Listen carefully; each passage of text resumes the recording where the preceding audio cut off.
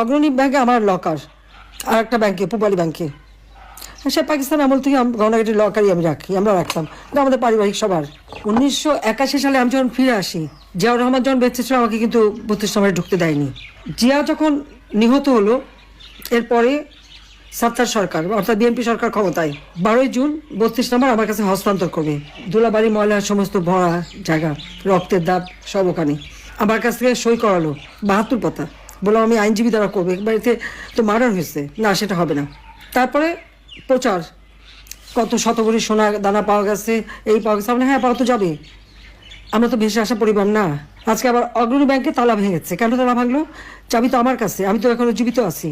আমি যেখানে এখনো জীবিত আছি আর মামলায় কেবল একটা রায় দিয়েছে, রায়ের সব ধাপ তো শেষ হয়নি, তার আগে কেন হাত দেবে? এটা তো ডক্টর মোহাম্মদ ইউনূসের ব্যাংক ডাকাতি, সে লোক দিয়ে ব্যাংক ডাকাতি করছে, সেখান থেকে সব সোনা দানা বের করে এত ভরি, আমরা হ্যাঁ ভরি তো থাকবেই। সেখানে আমার দাদি, নানি, আমার মা, কামালের বিয়ে হয়েছে, কামালের বউয়ের গহনা, জামালের বউয়ের গহনা, এমনকি পুতুলের বিয়ের পরে তার কিছু গহনা সবই তো ওখানে রাখা ছিল। আমাদের তো ছিল গহনা, আমরা তো অস্বীকার করি না, কিন্তু লকার ভেঙে সেগুলো বের করে এখন দেখানো, মানে তাদের কথা ভাবখানার জন্য প্রধানমন্ত্রী হওয়ার পরে আমি সব ওখানে রেখেছি। আমি চ্যালেঞ্জ দিচ্ছি যে প্রধানমন্ত্রী হওয়ার পরে কবে আমি অগ্রণী ব্যাংকে যে লকার খুলে এসেছি আর জিনিস রেখে এসেছি, সেই লগবুক বের করা হোক, দেখা হোক।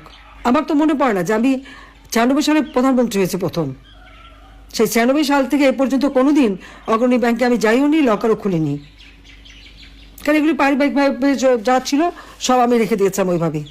আমার 2টা লকার ওখানে রাখা আছে, সেখানে যে জিনিসগুলি এই যারা আমার বাবাকে হত্যার পর এই বাড়ির সমস্ত জিনিস ইন্ডিয়ান তারা একটা ইনভেন্টরি লিস্ট তৈরি করে, ওই লিস্টে যেগুলি তারা ভ্যালুয়েবল জিনিস মনে করেছে সেগুলি সব সিল করে বাক্স আমাকে দিয়ে দিয়েছিল।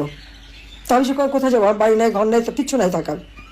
আমি লকার ভাড়া নিই, সেই লকার নিচে সব কিছু ওইভাবেই রেখে আসি। তারা আমাদের ঘর বাড়ি যা ছিল সব তো লুটপাট করে নিয়েছি।